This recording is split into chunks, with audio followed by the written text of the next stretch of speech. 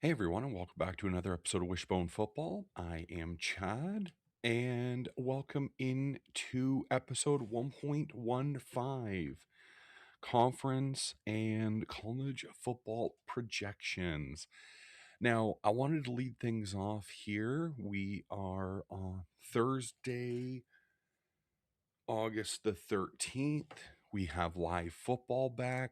I'm staring at the Cardinals and Raiders, who just went into halftime. 21-14 Cardinals. Been some high scoring football here. But anyway, that's not why we're here. We are here tonight to do college conference projections. So I wanted to lead things off here by sort of going through who I expect to win conferences, who I have as a sleeper, and then also what those bets can look like for those futures. So jumping right in here, first one I'm going to go into is the Big Ten. So currently the Big Ten is Ohio State. They're the favorites to win it at plus 190. Indiana is sitting at plus 260. Oregon is sitting at plus 275. And then that is sort of where our first tier break comes in the Big Ten. And then we get into USC plus 1,400, Michigan at 1,500, Penn State at 2,000, and on goes down the list. Now, what I wanted to do tonight was kind of go through the P6 and pick a conference winner, and also see what that is going to look like in a parlay. Now, many of you know, some of you may not know that I'm Canadian. So we do not have the access to a ton of sports books currently. I think it's starting to open up a little bit more. So the one I'm using here is Bet365. That's who I have been sort of using for most of my gambling here over the last few years. So let's get right into it here. So the Big Ten, Indiana won the national championship in 2025. We know that. Fernando Mendoza went on to play for the Las Vegas Raiders, which wondering if he's going to get a look tonight. I don't think so, but he was playing. Yeah, that's great. So, Ohio State should be the clear favorite here when it comes to winning the Big Ten. It's theirs to lose, but there's also a conversation to be had with Indiana and Oregon, because Ohio State plays the toughest schedule in the Big Ten. And you have to look right at their week 2 game. Their week 2 game, they travel to Austin, Texas to play the Longhorns in a non-conference game. So, I mean, right that's going to be above and beyond what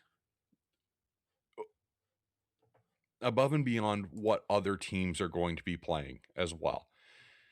And everyone has been sort of ripping on Indiana and what their schedule is non-conference. And I mean, I want to do a bit of defending for them, because we have to think about when these games are set up. These games are not set up in April of 2026 to be played in September of 2026. Some of these games are scheduled years in advance. Like, I'm quite certain Texas and Ohio State was first announced sometime in 2021 or 2022, I believe, for a home and home in 2025 and 2026. So everyone who wants to jump on Indiana for sort of having a cupcake non-conference schedule, like you can't fault them for that. You really can't. And I think that's something that is overlooked in when these games are being scheduled. So, like, I'm gonna take a look at it right here. Um, the Indiana schedule, because this is what they have set up for non-conference, right? So North 2026 North Texas, Howard, Western Kentucky, 27 Kennesaw State, Indiana State, UMass, 28 is Awesome P, Eastern Michigan, Miami of Ohio, 29 is Ball State, Eastern Illinois, Western Kentucky, and then 2030 they've got two and then one set for 2032. So you can't fault them for that. And until recently, Indiana was not a school that teams were wanting to schedule a non-conference game with. They weren't a big powerhouse of a school. And frankly, if it wasn't for the national championship, we still may not be thinking of them as a powerhouse. I think what Kirk Cignetti is doing is very good. He's leading that school in the right direction, but I don't think that we should be thinking that they're some sort of a blue blood school that just schedules whoever they want in the in non-conference schedules. It's really something that as they get better, more teams are going to want to play them, other than picking up what they can, like Miami of Ohio playing UMass in 27. Like there's there wasn't a list of schools who were willing and ready to play Indiana and set them up as a non-conference. I wanted to throw in some defense to them. So back to the conference winners. In the Big Ten, I have Oregon winning the national championship. Or winning the Big Ten. They have had everything set up to lead to this year. I think they have a strong team, a strong program, and I am actually going to be taking Oregon at plus 275 to win the Big Ten. And also what I'm going to be doing is I am going to be putting together a parlay that I'll share with everyone after this to kind of lay out some conference championships. So, moving along here, the next one I wanted to talk about is the Pac-12. This one, I think, is our first runaway in respect to conference, and that's going to be Boise State. I don't think there's any need to overthink that and think that a different team is going to emerge there, a Texas State or a Washington State. I don't think that that's going to be what ends up happening. Boise State, let me just take a look here. I had it as, so they were plus 160 to win the Pac-12. And so that's going to who I'm going to add in to this parlay.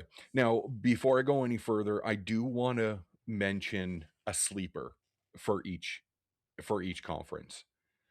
And so let's go back to the Big Ten. And my sleeper is going to be Michigan. And that's simply because of the turnaround that they're trying to do. Kyle Whittingham is able to step into a pretty good situation there. They were able to try and keep some of what was trickling out in the transfer portal, and I think that they are honestly a pretty good bet at plus 1500, if I'm being honest. I don't know if I'm going to be putting any of Michigan in parlays, but I mean, maybe you throw a 50 on Michigan to win the Big Ten at plus 1500. I mean, it's not a not I've bet stupider, honestly. So that's who my sleeper is going to be in the Big Ten. My sleeper in the Pac-12 is going to be Oregon State. And let me explain a little bit why. Because Oregon State right now is coming in at plus 3,000 to win the Pac-12. And that's going to be Jamarcus Shepard, who is the head coach there. And I think that him flipping that program over and kind of giving it new life after it's had the same stagnant leadership over, how long was he there for? 8 to 10 years, if not longer. I think fresh new blood in Oregon State is going to be welcomed there. And at plus 3,000, I mean, I'm always trying to find an edge or a different something to be betting on that is going to keep me engaged, keep me up at a 10:30 or 11 p.m. kickoff on the West Coast, being an East Coast person. So Oregon State, they are going to be my sleeper for the Pac-12. The ACC, this has got to be the next runaway. Miami needs to seriously fumble this away, for them not to win the ACC, because even the betting lines with the ACC, it is Miami at minus 155, which says it all. Las Vegas is clearly on board with Miami winning that. And then the next one is SMU at plus 700. And I really don't think that anyone is going to win that other than Miami. But I am still giving you a sleeper in this. And my sleeper is going to be Louisville. And that can go a couple of different ways. They have a strong team, but I think they're going to be good. They're going to be probably ranked in the top 25 in the preseason poll, but I do think it's ultimately Miami's to lose there. So, as an update for our 3-leg parlay, so far we are up to a value of plus 1,500. So not bad so far. So 100 pays you 1,600. Can't complain about that. So let's move on here. The Big 12. The Big 12 is going to be, it's not priced the same, but it's going to be a little bit more competitive. Texas Tech, even without Brandon Sorsby there, is going to be the dominant force. And that line is minus 105 for Texas Tech to win the Big 12. But I wonder what it was pre-Brennan Sorsby saga. And I really believe that that's probably come up more than it's come down. So maybe Brennan Sorsby was a minus 190 or 200, minus 200. I really do think that it's something that that definitely hurt Texas Tech. I don't think that it's hurt them to the point that a BYU or a Utah kind of swoops in to win that conference. But I do think that it hurt them in the numbers game of it. Like I mentioned, Texas Tech is minus 105, BYU is plus 550, and Utah is plus 750. I actually did these numbers a couple of days ago in my notes, and it's sort of held true there. There's no big bets have really moved that so far. My sleeper, though, in the Big 12 is going to be BYU. I do think that they are going to be right there. I ultimately probably a Texas Tech BYU final. And I do think that BYU is going to be right there when it comes to a overall an overall ranking. So like BYU 9-3, playing in the Big 12 championship game. I can see them maybe getting, I don't want to say getting an upset there, but I do think that BYU is my sleeper, even though they are the second. But there's just so much separation in the Big 12. You go Texas Tech minus 105, BYU plus 550, Utah plus 750. And then the floor drops out. Kansas State at plus 1,400, Houston at 1,600, Arizona at 2,000. So really you get to, there's a clear division there. It's Texas Tech, BYU, and Utah, and then the rest. So add Texas Tech to our parlay here.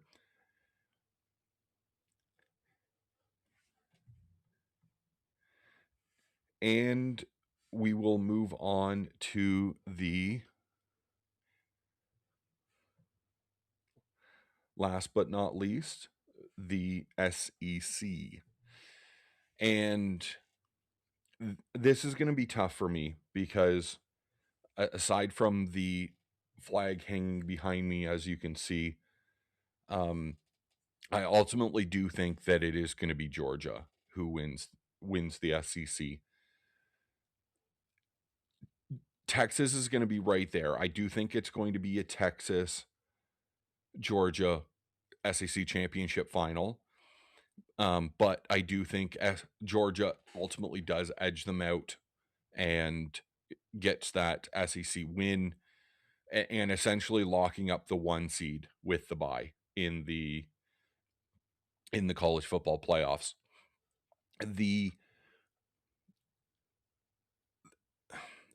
There's really not a separation between Georgia and Texas. Georgia is plus 280. Texas is plus 300. And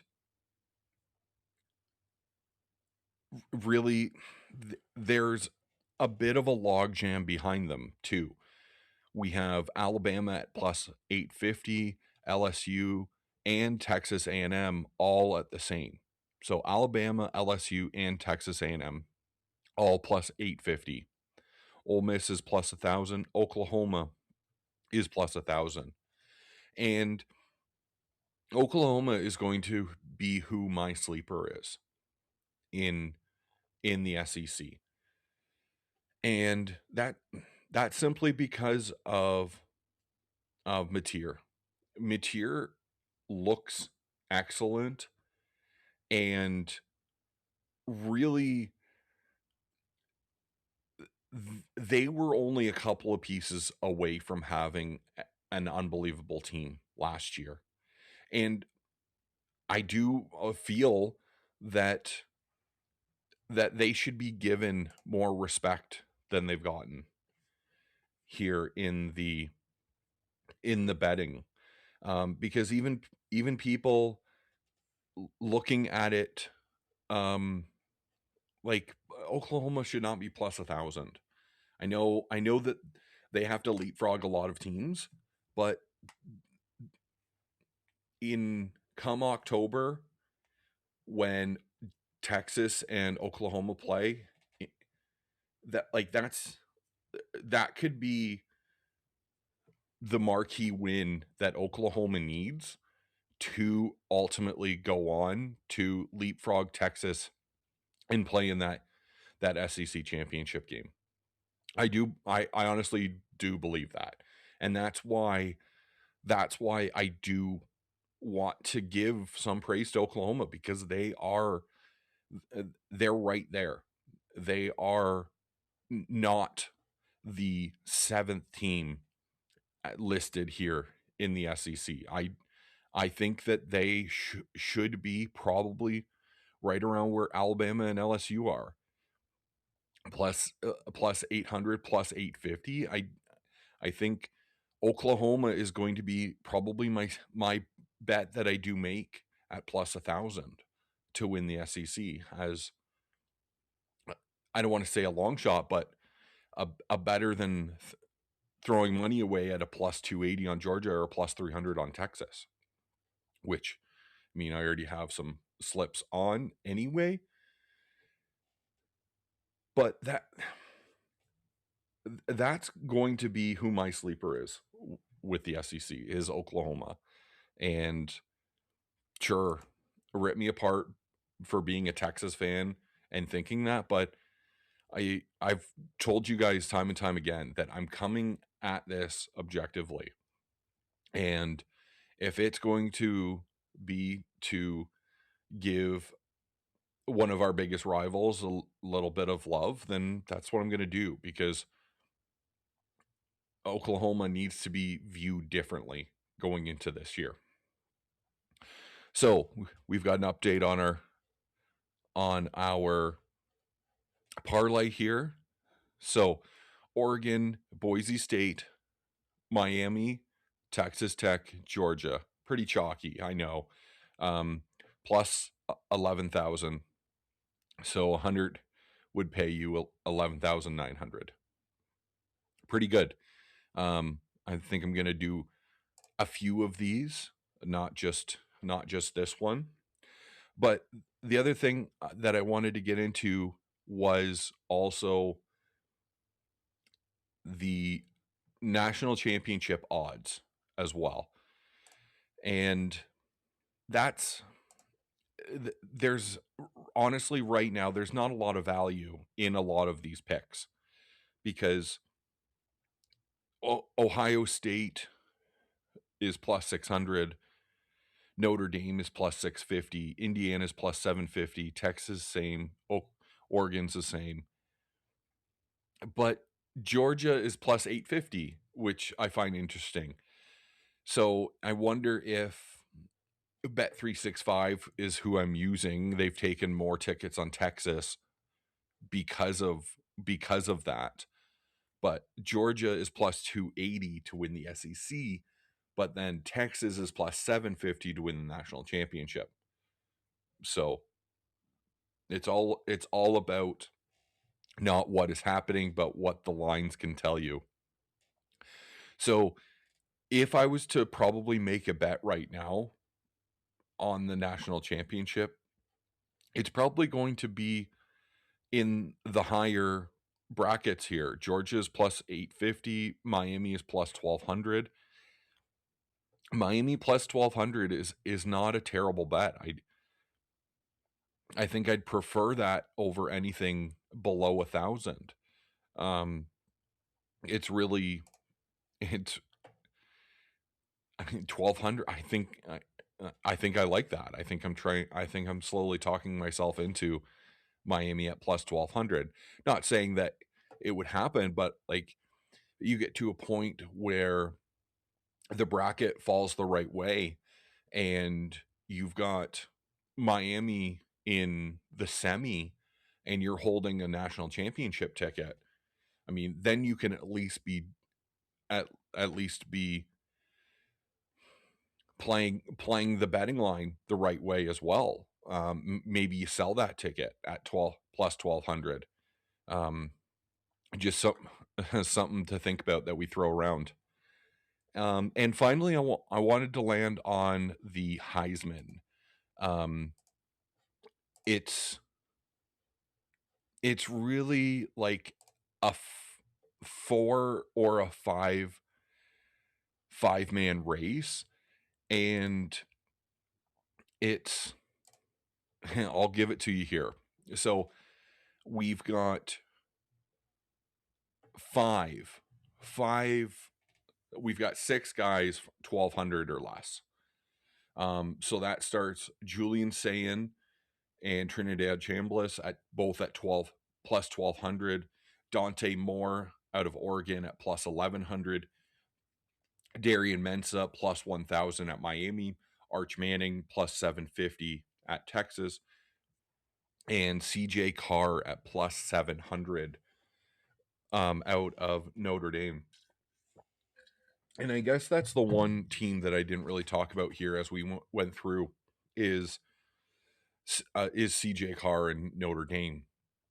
It's couldn't really pick a conference for them to win in all of this, but they look good.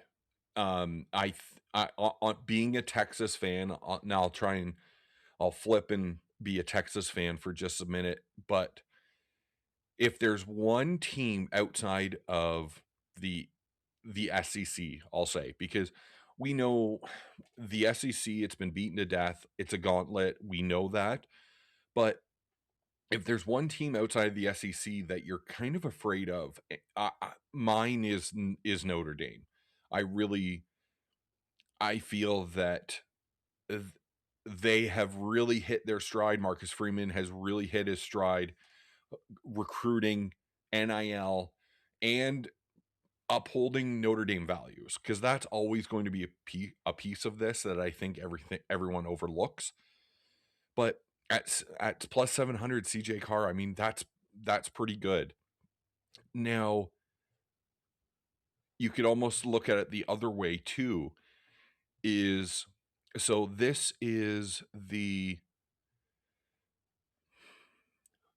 top 6 are quarterbacks, because I didn't mention Jeremiah Smith, who was plus 1,400, and then the rest are all quarterbacks. John Mateer plus 2,500. That's interesting.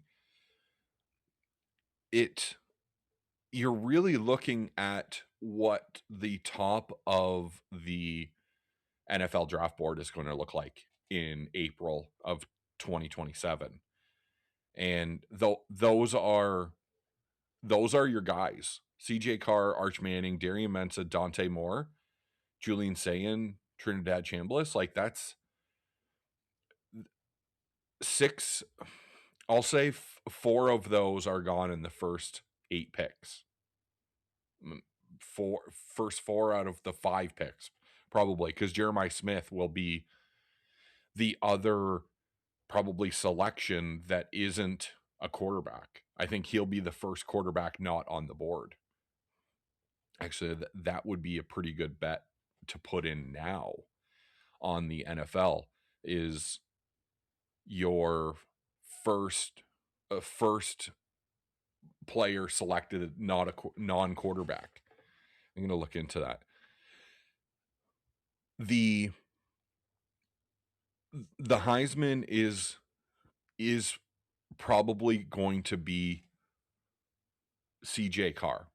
And the reason I say that is the schedule. Ultimately, um, they've got a couple of hard ones, and it's an ACC schedule. So you're cruise control, sort of, just kind of keep the car between the lines while you're going down the road. I think that's Notre Dame.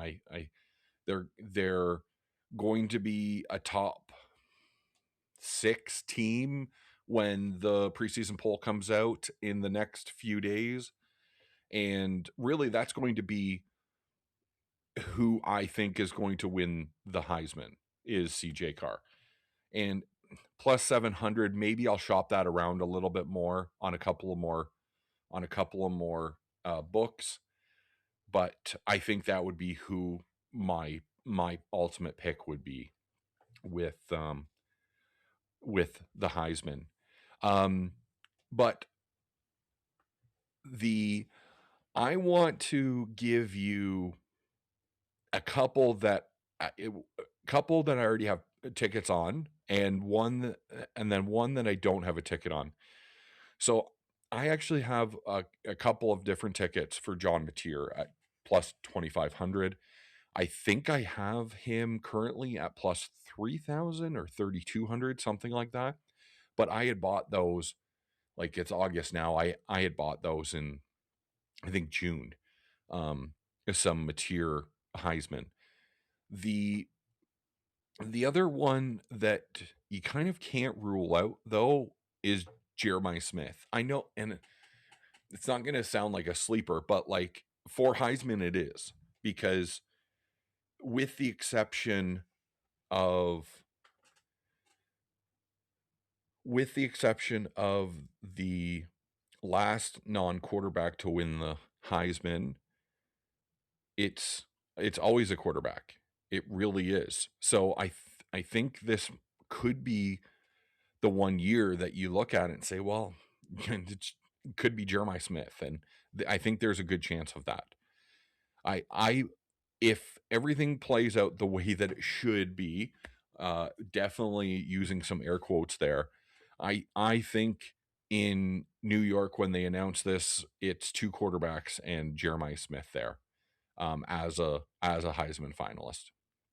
And at 1,400, I think there's some value there. It's not a ton, but you have to make sure that you're getting in on these now before the season starts. Because if week 1 Jeremiah Smith goes off for 250 yards and 2 touchdowns or 3 touchdowns, that plus 1,400 number is gone.